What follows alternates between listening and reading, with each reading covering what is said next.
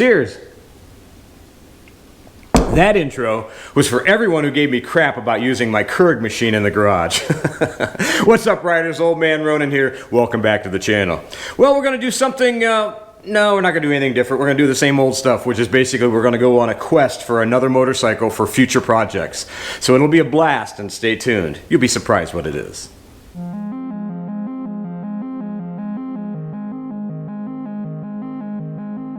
What another beautiful day. This is incredible. We've had several days plus 70 degrees at the beginning of November. Well, this is what they call the Indian summer, I suppose.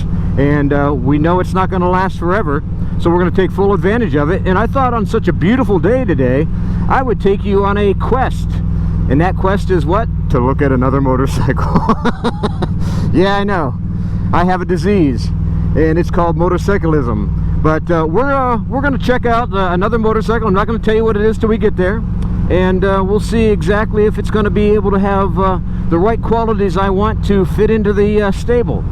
But the one I'm going to take you to look at today is going to be one that's going to be, I don't know the best way to say it. It's going to be a bike that I can do some possibilities with. In other words, to make it an Old Man Ronin original.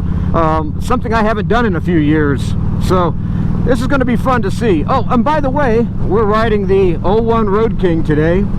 It is without a doubt my bread and butter Harley. I ride it more than I do any of the other ones. In fact, we rode it yesterday. On Sunday fun days with the family, my wife likes to ride and my daughter likes to ride with us. And they really don't like to be on camera, so I respect their decisions and we just have fun by ourselves. Yesterday we went down to a really cool little bar outside of Buckeye Lake, Ohio. It's a beautiful ride to get down there, but they had really good food there. It used to be the old Beachcomber, and I think it's the Beach Bar Cafe now or something of that nature, but it's really a neat little place. It had great burgers, great atmosphere. It's a little hole-in-the-wall bar that I like to go to. I'm not a big... since I do work in the food industry, I'm one of these type of guys that's a pretty big food snob, but I like to go to the Greasy Spoons more than anything else, because that's where you find a lot of the better local food, if you ask me. So, but we're on our quest today. I don't know how bright that sun's going to be in your face right now, but I'll tell you, it's still going to be a blast getting to where we're going to go. It's not that far away. It's only about 20 miles, but we'll have to see. So stay tuned. For you guys that don't know, the 01 Road King is a bike I bought several years ago. You can kind of see it on a couple of videos I've done, the top 5 things I love about my Road King. But this bike here is it's a sleeper. What I mean by that is I did a stage 4 Screaming Eagle kit in it, put a bigger cam, a bigger throttle body. I only did the slip-on exhaust as of right now because I wanted a 2-in-1 and I didn't have the money at the time. I was buying other motorcycles and fixing them up at the same time, kind of like what I'm doing right now if I decide to get this other motorcycle. So I could just do a little bit at a time. But this thing here, I have the Vance & Hines fishtail slip-ons, but man, is it run. Oh, and of course the Thundermax tuner, which is without a doubt one of the best tuners ever built. I have a couple fuel pack 3s on a few of the other bikes, and they're very cost effective and they do a really good job. But on the big engine Harleys, I like to put the Thundermax on because there is I've not found anything better as far as to give me performance and to give me fuel economy than this thing right here. It's just incredible. Well, I figure I'd show you this direction of the tunnel I always go through down here. I mean, again, this thing's about 4 or 5 miles from my house, and it's just a pretty built, it's an old viaduct is what I learned recently, because we're not from this area, but it's an old viaduct, but you still have to honk. And we'll see if anybody doesn't try to kill me here. No, good, we can make it. Yay! Got to do rev bombs in there, you know what I mean? That's just part of it. I think that's mandatory. But again, such a beautiful day. And again, when we get a little closer, we'll get back to you. Man, it's such a pretty day today. It is. I mean, I've got my HWK on, and I took the liner out because you really simply don't need it. It's probably 74 degrees right now.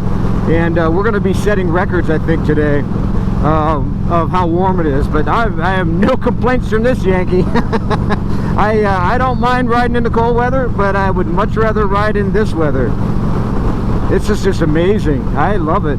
Like I said before, it's definitely Indian summer right now, and it's just really, really nice weather. And we've had it for like 5 or 6 days in a row, and shot some videos, spent some time with the family, like I mentioned, and just really enjoying motorcycles, even longer season. And I'm all about riding in the longer seasons. I mean, I literally ride year-round. The only time I don't ride is when there's a lot of snow on the ground. But with the Himalayan, you know, that could change. I don't know if I'm going to ride if there's any ice, but that would probably be a bad decision. But I think for definitely to try it out in some of the snow, even if I just do some trail riding in the snow just to see what she's like. I hope I have a good. I hope the tires will work well for it. It probably won't. I mean, they're more road tires anyways, but definitely going to give it a shot and see what happens. But I'll bring you along with me. I do winterize a couple of the motorcycles though, like the Deluxe will get winterized, the Iron 883 will get winterized, and the Sportster will get winterized. This one and the Himalayan will not. And what I mean by winterize, in fact, I'll show you how I winterize a bike. I think you'll get a kick out of it. For some of you guys that don't ride in the winter, we'll show you how to do that. Probably in the next couple weeks we'll make a video for that. But like I said, the Road King will not be winterized, nor will the Himalayan.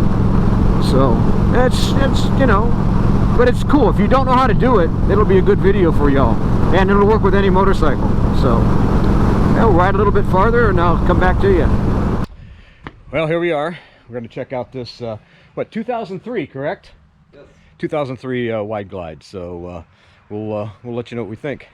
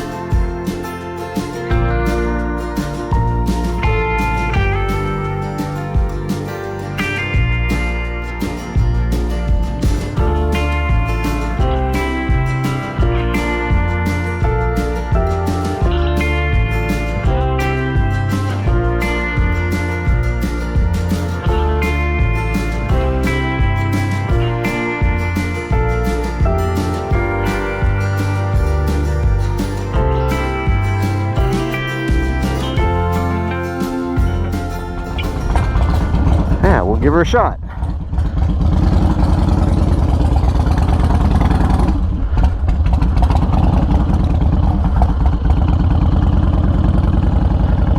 Hey, it reminds me of my old Dyna that I used to have. Actually, a couple of the old Dynas. I had a Super Glide, and I had a Wide Glide and a Street Bob. Got a good note to it.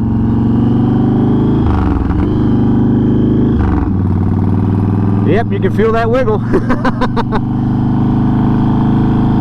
Make sure we have brakes on this one. Yeah, they're a little touchy. Definitely needs brakes.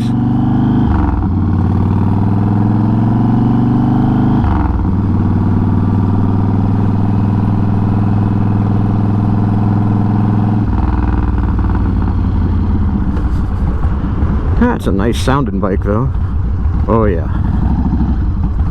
Oh yeah. Yeah.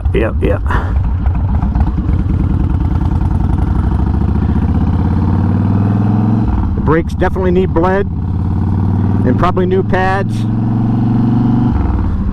So I'm going to give myself enough space to stop because yeah. Because yeah. Alrighty.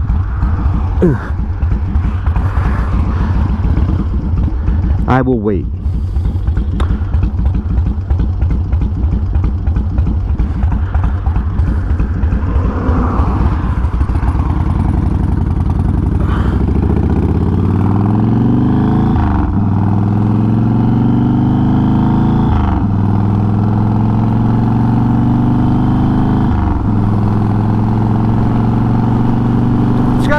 tone to it.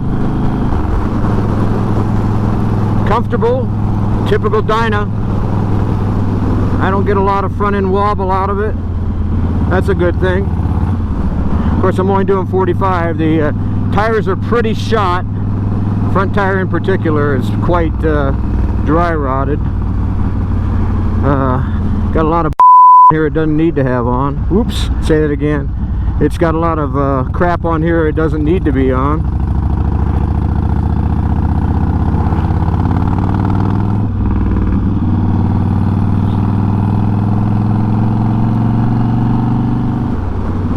Come down here into the flat area. So, I mean, you know, it is what it is. Looks like they messed up the fuel tank thing.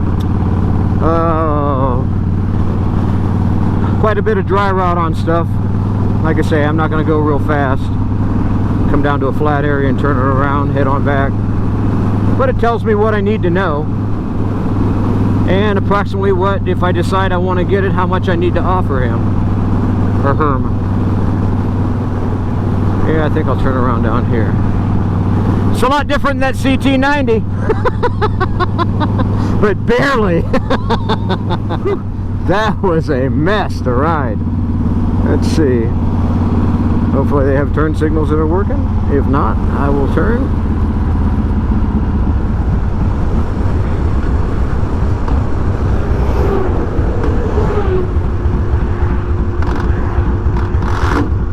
Ooh, clutch needs adjusted. Big time.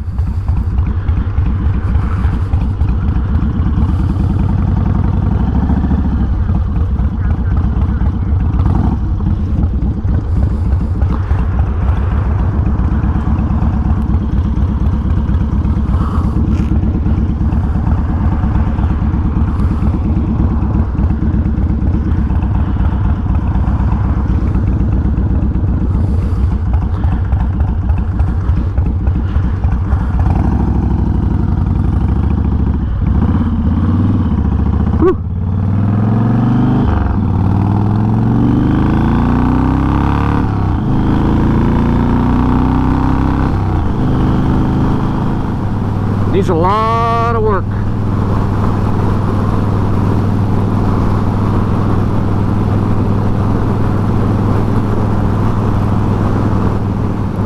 That's not a bad bike. Just needs some tender loving care. It'd be good. It would be a really good rat bike. It really would. Just needs some safety stuff taken care of. Something to think about.